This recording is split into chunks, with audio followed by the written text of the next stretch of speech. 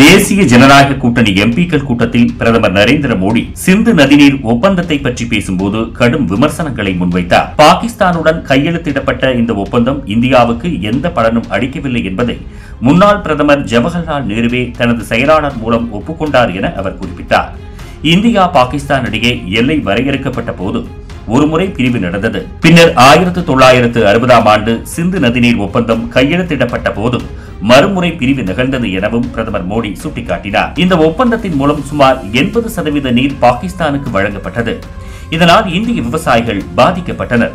நாட்டின் நீர்வள வளங்களும் பலவீனப்படுத்தப்பட்டன. நாட்டின் நலனை விடுத்து நேருவின் தவறான முடிவால் இந்த பிரிவு ஏற்பட்டது என மோடி கூறினார்.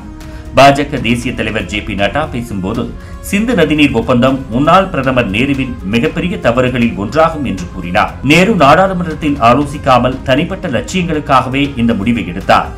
ஒப்பந்தம் கையெழுத்திடப்பட்டு 2 மாதங்கள் கடந்த பின்பே நாடாளுமன்றத்தில் இது தொடர்பான விவாதம் நடைபெற்றது. அதுவும் வெறும் 2 மணி நேரம் மட்டுமே நடைபெற்றது என குறிப்பிட்டார். மேலும் இந்த விவகாரம் குறித்து பேசிய பாஜக மூத்த தலைவர் ரவிசங்கர் பிரசாத், நேரு நாடாளுமன்றத்தில் அனுமதி பெறாமல் சிந்து நதிநீர் ஒப்பந்தத்தில் கையெழுத்திட்டதோடு பாகிஸ்தானுக்கு 80 கோடி ரூபாய் நிதியும் வழங்கினார். இது நாட்டின் நலனுக்கு எதிரான செயல் என்று தெரிவித்தார். இந்த வகையில் பிரதமர் மோடியும் பாஜக தலைவர்களும் சிந்து நதிநீர் ஒப்பந்தம் இந்தியாவுக்கு பெரும் இழப்புகளை ஏற்படுத்தியது என்றும் முன்னாள் பிரதமர் நேருவின் வரலாற்று தவறுகளில் இதுவும் ஒன்றாகும் என்றும் குற்றம் சாட்டினர். 1960ஆம் ஆண்டு போடப்பட்ட சிந்து நதிநீர் ஒப்பந்தம் உடனடியாக நிறுத்தி வைக்கப்படுகிறது. எல்லை தாண்டிய பயங்கரவாதத்தை பாகிஸ்தான் ஒட்டுமொத்தமாக நிறுத்தும் வரை இது தொடரும் என்றும் பகல்காம் தாக்குதல் எதிரொலியாக இந்தியா பாகிஸ்தானுக்கு எதிராக எடுத்த நடவடிக்கை என்பது குறிப்பிடத்தக்கது.